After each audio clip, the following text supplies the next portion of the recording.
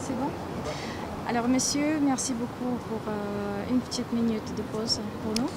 La question, selon vous, quel type et quel niveau de formation doit avoir en France les personnes pour obtenir les postes les plus élevés en France?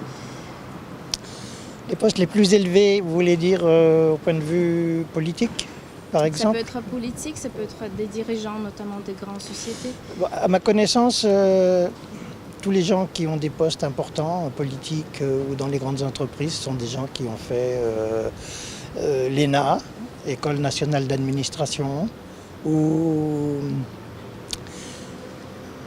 sciences politiques, l'école Sciences Po, ou alors éventuellement des études de commerce dans de grandes écoles.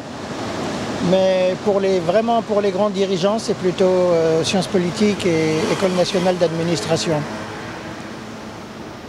D'accord. Et par exemple, vous personnellement, vous êtes de quel métier, de quelle formation? Moi, je suis dans le tourisme, mais moi, j'ai pas suivi un parcours linéaire. J'ai plusieurs cordes à mon arc, j'ai fait plusieurs choses jusqu'à maintenant. Et par exemple, les personnes comme vous, est-ce qu'avec cette bagage, cette formation, elle peut faire la carrière jusqu'à... Le président de la République? Non, je pense pas. Ni une carrière politique, non. Je peux avoir des idées, mais comme tout le monde. Mais disons que faire vraiment une carrière, non. Il y en a qui arrivent à avoir des postes importants en ayant milité, c'est-à-dire en étant entrés très jeunes dans un parti. Et après, ils font carrière. Ils y restent, ils deviennent conseillers municipaux. Après, ils deviennent peut-être adjoints au maire, députés, et puis etc.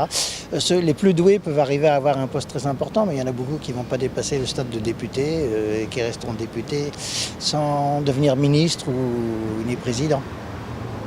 D'accord. Bon, comme moi, j'ai rien fait de tout ça, il n'y a aucune raison pour que j'accède à un poste en politique et puis j'ai pas vraiment envie. D'accord, je vois. Merci beaucoup, monsieur. Il n'y a pas de quoi.